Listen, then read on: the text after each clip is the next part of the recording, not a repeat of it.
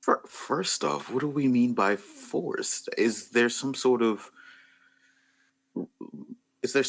language in the student conduct rule book that says that they must stand? There was. Is it there was? Yeah, and I think it's still there. So going back to this summer, one of the things that the players had protested about and put in their list of demands was, we don't want to be forced to stand for the eyes of Texas. Jay Hartzell, who is the president at Texas now, was like, we're leaving the fight song in. He did not say anything about whether or not the kids had to stand for it. Okay, so the only dude to stand for it at the end of OU Texas was Sam Ehlinger. That was it.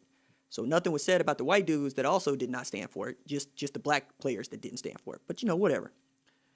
So Sam Ehlinger stands for it. Sam Ehlinger is getting this folk hero praise, and then yours truly and others jump in there like, yo, look, this is being talked about in the wrong way. So I got white folks jumping in there talking about, you can't stand for 60 seconds? No, I can't. I can't stand for slavery for 60 seconds. Yeah, I took it there. I can't stand for disenfranchisement for 60 seconds. Yeah, I took it there too. So the University of Texas used to have a rule, and to my knowledge still has a rule, that all of its student athletes stand for the eyes of Texas at the end of whatever it is their athletic activity is. But that is also in keeping with the University of Texas, with its racist origin. Like, did I tell you about the University of Texas and SATs?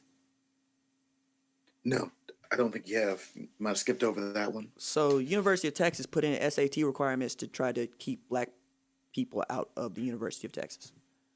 I mean, that's no shock. But they would have didn't know about it, but that's no shock. Well, no, and that's kind of the thing, right? All right, let me read this from Earl Campbell by Asher Price. It's called Yards After Contact. Earl Campbell, Yards After Contact. It's really good. So, excuse me. In 1955, university administrators convened for the first time the four-person committee on selective admissions. The committee members suggested in a report delivered to the university president and marked not for publication, loosening the graduate application process so that the university would be in a position to plead that it is acting in good faith to bring an end to segregation, and it should have some bearing with the courts in any attempt to postpone the admission of Negro students at the undergraduate level. The committee observed that if 2,700 freshmen were admitted, 300 would be black, according to the state population proportions, more than the administrators could stomach. The University of Texas had long admitted non-black students based on how well they did in high school, but the report, laying the groundwork for the standardized testing as a pillar of admissions, showed that UT freshmen had significantly higher aptitude test scores than incoming freshmen at the three Texas black colleges. Quote, cutting point of 72 would eliminate about 10% of UT freshmen and about 74% of Negroes, end quote. States one footnote speaking of the standardized test cutoff. Assuming the distributions are representative, this cutting point would tend to result in a maximum of 70 Negroes in a class of 2,700. And so, in 1957, UT became the first public university in the country to require entrance exams.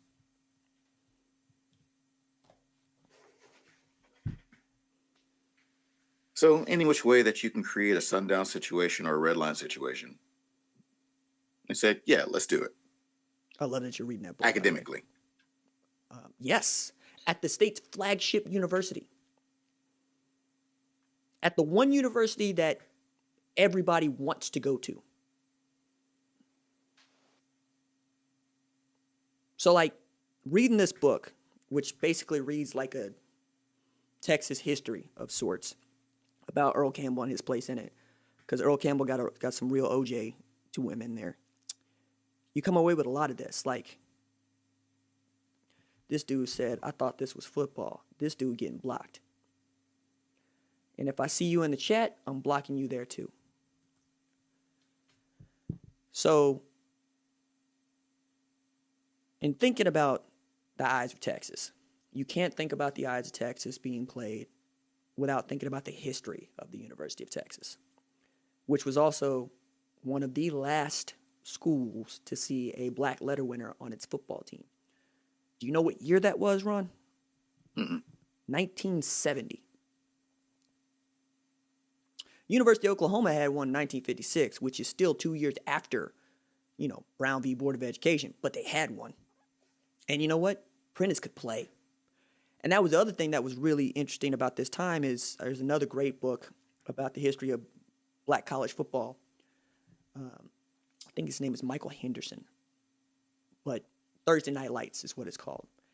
And it gets at how good the Golden Triangle in particular was at producing players that ended up going to Prairie View, Tennessee State, Grambling, Wiley, the like.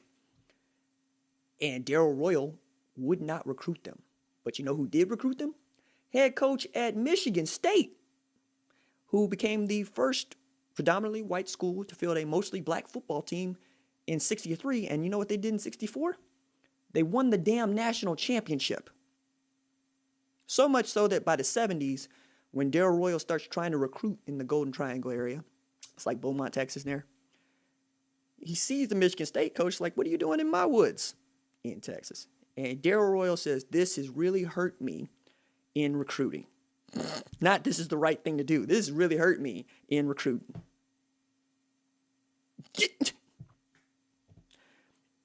This is why I smoke University of Texas whenever I can. Because this is your history, and you want to act like it is not. So everything that you do as the University of Texas is going to be scrutinized by anybody that knows from the University of Texas. And it's also because the University of Texas is the most moneyed football program in the country. Like they and A&M go 1 and 2, like they flip-flop every year. Like a couple years ago, University of Texas Athletic Department brought in $212 million in revenue. University of Oklahoma brings in like 190, right? It's a top 10 school. Ohio State's right in there as well. Like, the more I dig into this stuff, the more who else is reading, I guess is my question. Who else is reading? So, from there, Ron, I think I know how you feel about this, but do you see if you're a player why you might not want to stand for the University of Texas fight song? Well, I would never want. This is that Texas would even have a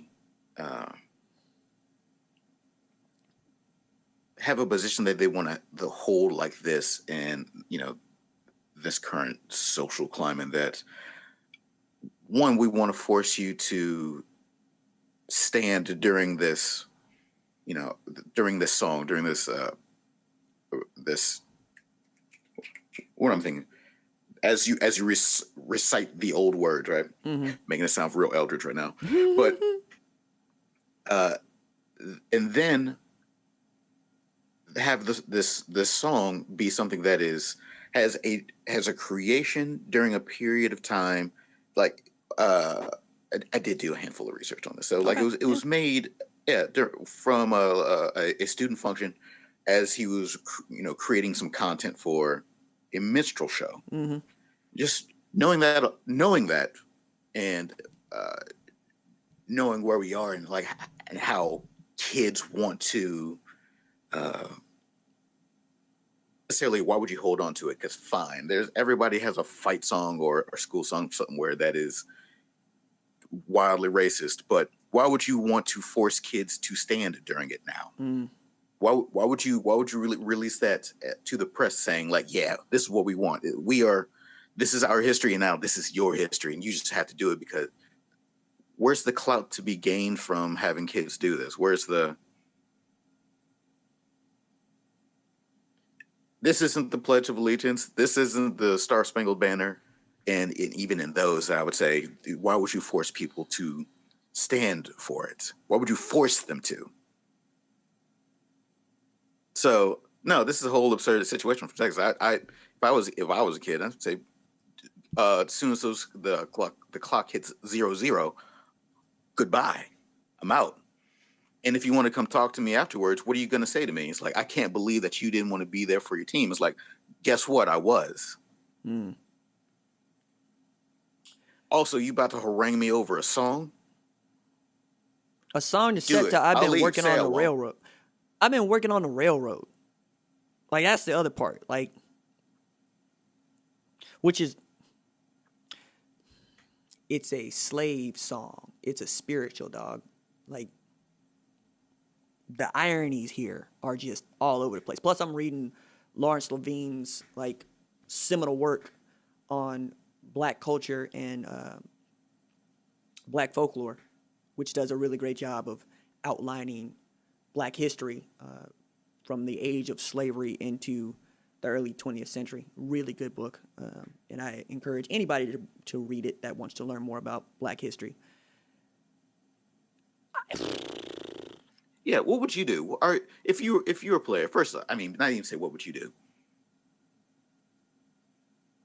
Texas sucks at this, right? This is bad. They're doing a bad thing. Yeah, and like for Tom Herman in particular, this is a problem because Tom Herman is that dude that gave the quote talking about, yeah, you want to stand with these players until they want to date your daughter. Like he said that in June, and now all of a sudden he coming out here like, yeah, look, y'all got to stand for this song.